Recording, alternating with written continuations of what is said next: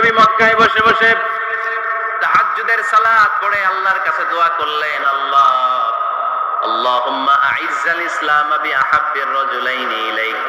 ও আল্লাহ, দুইজন লোকের নাম বলবো, দুইজনের দরকার নেই, এই দুইজনের একজনকে আপনি ইসলামের সুশীতল ছায়া তলে এনে ইসলামকে বিজয় দান করে দেন। মুহূর্তের মধ্যে দোয়াটা কবুল করে নিয়েছে কে?